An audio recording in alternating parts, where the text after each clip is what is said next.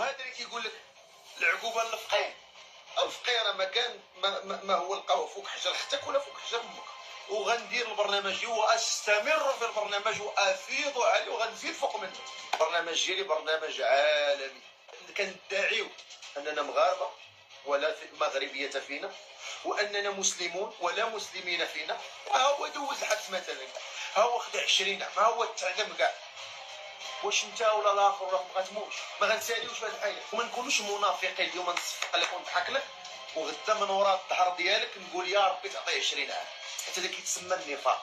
وبحال واحد اخر قال لي غتمشي تاكل العدس، شرف ليا نمشي ناكل العدس. الا كانوا بحالك مامر بحالك دلال وعادمين الشخصيه منافقين، فرا الحبس دوزو غير الانبياء والصحابه واشرف الشرفاء واكرم الكرماء. وانا كنعيش واحد البلاد، بلد القانون والحق اللي هي ايطاليا. فرحان يا ربي يعطيوها 10 سنين ويعطيوه 20 عام.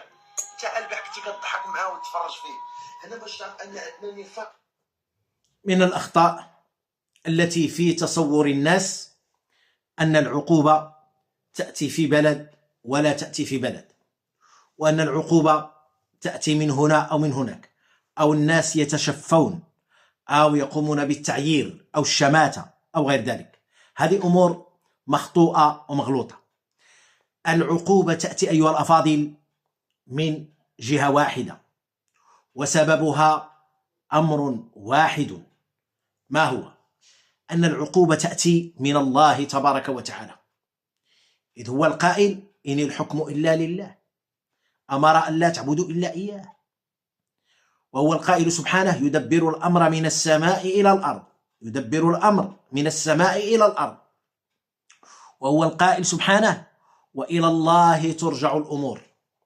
وهو القائل سبحانه انما امره اذا اراد شيئا ان يقول له كن فيكون. اذا العقوبه عرفنا انها تاتي من الواحد القهار المدبر الحكيم قطعا. ثم السبب او من الاسباب العظيمه هي الذنوب. الذنوب يا عباد الله، إذ يقول سبحانه فكلا أخذنا بذنبه، فكلا أخذنا بذنبه. بعدما عرفنا أن العقوبة تأتي منه، يقول الله تبارك وتعالى السبب، يذكر السبب، لأن الله تبارك وتعالى يقول وما ربك بظلام للعبيد، حاشاه سبحانه صاحب الحق والعدل والإنصاف، سبحانه جل في علا وعلا في سماء، يقول فكلا، أي الكل، هذه نكرة تفيد العموم. فكلا أخذنا بذنبه، فمنهم من أرسلنا عليه حاصبا، ومنهم من أخذته الصيحة، ومنهم من خسفنا به الأرض، ومنهم من أغرقنا. وما كان الله ليظلمهم، حاشاه، وما كان الله ليظلمهم ولكن أنفسهم يظلمون. إذن النفس تدفع الإنسان إلى الذنب، والذنب سبب الهلك. قال الله تبارك وتعالى فطوعت له نفسه قتل أخيه.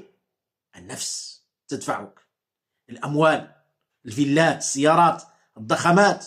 ولا يفكر الإنسان هذه الأموال هل تأتي عن طريق المعاصي والإفلاس والإجرام والمنكرات، أم تأتي عن طريق السلامة والحلال والخير؟ على العاقل أن يفكر. هذه الأموال إما تأتي من جانب البلاء والهلاك أو من جانب السلم والنجاة، لابد. ولهذا القضية أيها الأفاضل أن يفكر الإنسان في الأموال وجمعها وغير ذلك. فهذه الذنوب هي الهالكة، هي الحارقة، كما سمعتم في الآية الكريمة. وسيدنا علي يقول رضي الله عنه وأرضاه لا تخافن إلا ذنبك ولا ترجون إلا ربك.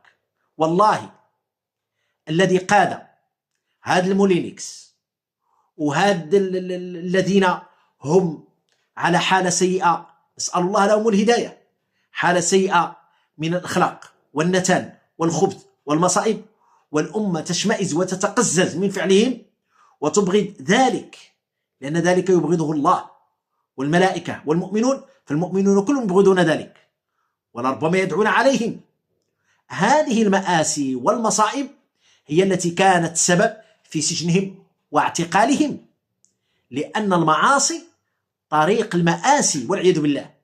طريق المآسي هو طريق المعاصي.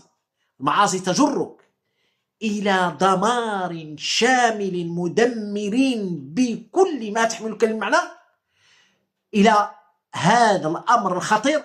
المعاصي تجرك إلى هذا التدمير، تدمير عجيب والعياذ بالله، نسأل الله العافية. إذن أقول لهذا الفقيه التيك توك، وليس بفقيه الزواج كما يقولون، الفقيه شيء آخر والزواج شيء آخر. فقيه التيك توك، فقيه التيك توك، هذا الفقيه التيك توك أقول له اتق الله، والله لن يحميك من عقابه لا دولة ولا أصدقاء ولا مال ولا ادعاء ولا مهرجة. برنامجك رأيناه ورآه أهل العلم الذين قال فيهم ربي سبحانه فاسألوا أهل الذكر إن كنتم لا تعلمون، وحكموا عليه بأنه برنامج العار والإفساد والدمار وهتك أخلاق الأمة. لهذا انتبه يا عبد الله، تب إلى ربك وارجع، فإن الله تبارك وتعالى يقول ولا تحسبن الله غافلا عما يعمل الظالمون. أنا لا أريد أن أدخل في التفاصيل، فالتفاصيل معروفة وبينها أهل العلم وبينت شيئا منها، لكن على الإجمال والمختصر أقول لك بأن ذاك برنامج الشر والعياذ بالله، وليس ببرنامج زواج ولا فيه مصلحة ولا فيه من خير، عياذا بالله. اختلاط، تبرج، أقوال قبيحة، فضائح، سوء أخلاق بامتياز. نسأل الله العافية من هذا البرنامج ومن هذا العمل الذي تقوم به. ولهذا فإني ناصح لك إن شاء الله أن تتقي الله وأن تعود، فإن الله تبارك وتعالى يمهل ولا يهمل، وما ربك بظلام للعبيد.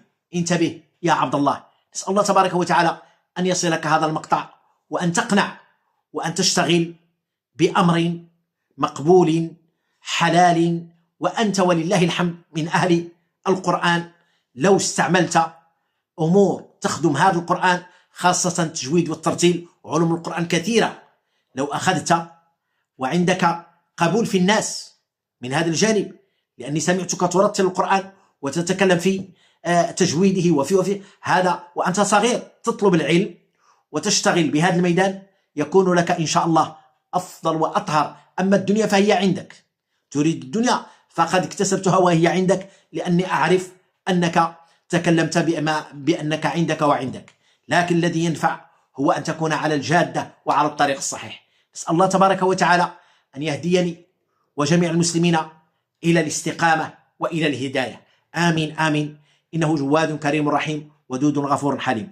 ولا تغفلوا أيها الأخيار في ختام فيديوهاتي كعادتي أو في بدايتها، لا تغفلوا تجارتنا، لا تغفلوا تجارتنا الرابحة المربحة، الإكثار من الصلاة والتسليم على سيد البشرية صلى الله عليه وسلم، إذ الله يقول يا أيها الذين آمنوا صلوا عليه وسلموا تسليما، وهو صلى الله عليه وسلم يقول كما في صحيح مسلم حديث أبي هريرة رضي الله عنه أرضاه من صلى علي مرة واحدة صلى الله عليه بها 10.